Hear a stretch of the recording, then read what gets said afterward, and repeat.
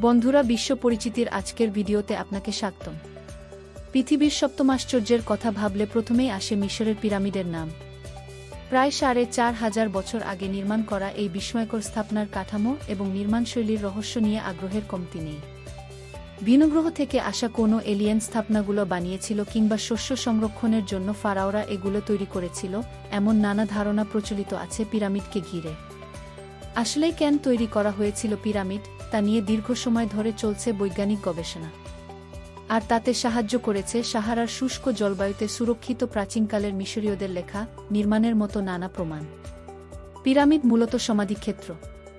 প্রাচীন মিশরের শাসনকর্তা ফারাওদের মৃত্যুর পর তাদের সমাহিত করা হতো এই বিশাল সমাধিক্ষেত্রে। প্রায় কয়েক দশক ধরে হাজার হাজার শ্রমিকদের দিয়ে এটি নির্মাণ করা হয়েছিল। কিন্তু প্রশ্ন আসে, ফারাওরা কেন এই স্থাপনা নির্মাণে এত সময় ও অর্থ ব্যয় করেছিল? মূলত প্রাচীন মিশরীয় সমাজে পরকালের ধারণা প্রচলিত ছিল। সেই বিশ্বাসকে কেন্দ্র করেই এই বিরাট আকারের সমাধিক্ষেত্র নির্মাণ করা হয়।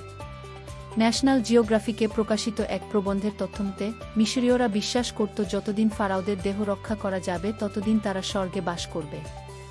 তবে তার জন্য পৃথিবী থেকে পরকালের যাবার সময় আত্মার নির্বিঘ্ন যাত্রা নিশ্চিত করা জরুরি ছিল। এই আত্মাকে তারা ডাকত কা বলে। এই কা বেঁচে থাকার জন্য প্রসাদ আকারে খাবার, বিশ্রামের জন্য বিছানাসহ কিছু ব্যবস্থার দরকার ছিল বলে তারা মনে করত। আর সে কারণেই প্রয়োজন পড়ে পিরামিডের।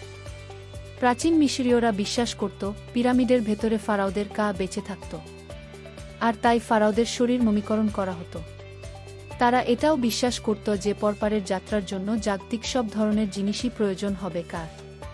তাই ফারাওদের মৃতদেহের সঙ্গে প্রয়োজন মতো ধনসম্পদ দিয়ে দেয়া হতো। হার্ভার্ড ইউনিভার্সিটির মিশরবিদ পিটার ডার ম্যানুয়েলিয়ান বলেন, অনেকেই আধুনিক অর্থে জায়গাটিকে কেবল একটি সমাধিক্ষেত্র হিসেবে মনে করেন, কিন্তু এটি তার চেয়ে অনেক বেশি কিছু। এই সুসজ্জিত সমাধিগুলোতে প্রাচীন মিশরীয় জীবনের প্রতিটি দিকের বিস্ময়কর উপস্থাপন রয়েছে। তাই এটি কেবল মিশরীয়রা কিভাবে মারা গিয়েছিল তাই নয়, বরং তারা কিভাবে বেঁচে ছিল সেটাও বলে। পিরামিড নির্মাণের শুরু। পিরামিড নির্মাণের আগে মিশরীয়দের কবর দেয়ার পদ্ধতি ভিন্ন ছিল। তখন সমাধি দেয়া হতো চারকোনা ছোট আকৃতির ঘরে, যার নাম ছিল মাস্তাবা। জাদুঘর ও গবেষণা প্রতিষ্ঠান স্মিথসোনিয়ান ইনস্টিটিউশনের ওয়েবসাইটে প্রাচীন মিশর নিয়ে প্রকাশিত এক প্রবন্ধে এর উল্লেখ রয়েছে। এতে বলা হয়েছে, খ্রিস্টপূর্ব ৭৮৮ অব্দের দিকে ধাপে ধাপে উঠে যাওয়া আকৃতির পিরামিড নির্মাণের জন্য একটির উপর আরেকটি, এভাবে ৬টি ধাপে প্রথম পিরামিড নির্মাণ করা হয়েছিল। জোসের নামের একজন ফারাওয়ের জন্য নির্মাণ করা এই পিরামিডের কোণাগুলো মসৃণ না হলেও এটাকেই প্রথম সত্যিকারের পিরামিড হিসেবে ধরা হয়। প্রচলিত আছে এই সমাধির নকশাকারের নাম ছিল ইমহোতেপ। তাকেই পিরামিডের প্রথম নকশাকার হিসেবে ধরা হয়। প্রথম পিরামিড নির্মাণের পর পরবর্তী ফারাওরা আরও ভালো এবং বড় আকারের পিরামিড নির্মাণ শুরু করেন। পিরামিডের কথা বললে প্রথমেই যে ছবি ভেসে ওঠে তা হল মিশরের গিজার গ্রেট পিরামিড। ৪৫০ ফুট বা ১৩৯ মিটারের বেশি উচ্চতার এই পিরামিড খুফুর পিরামিড নামেও পরিচিত। কায়রোর উপকণ্ঠ গিজায় অবস্থিত ৩টি পিরামিডের মধ্যে এটিই সবচেয়ে পুরাতন এবং বড়। তবে নির্মাণের সময় খুফুর পিরামিড আরও কিছুটা উঁচু ছিল বলে ধারণা করা হয়। প্রায় ৭ টন ওজনের ৩০ থেকে ৪০ ফুট দৈর্ঘ্যের বিশাল আকৃতির ২০ লাখ পাথরখণ্ড দিয়ে নির্মিত এই পিরামিডটি ৩,০০০ বছরেরও বেশি সময় আগে তৈরি করা হয়েছিল। দেশটিতে ১০০-র বেশি পিরামিড অক্ষত থাকলেও এই পিরামিডটিই সবচেয়ে জনপ্রিয়। বিশাল আকৃতির এই কাঠামোর মাত্র কয়েকটি কক্ষেই প্রবেশ করা যায়। এর মধ্যে উল্লেখযোগ্য হল ৪৭ মিটার দীর্ঘ ও ৮ মিটার উঁচু গ্র্যান্ড গ্যালারি। ধারণা করা হয় খ্রিস্টপূর্ব ২৫০৯ থেকে ২৪৮৩ অব্দের মধ্যে ফারাও খুফুর শাসনামলে এটি নির্মাণ করা হয়েছিল। পরে খাফরে এবং মেনকাউরে এর পাশে আরও ২টি পিরামিড নির্মাণ করেন।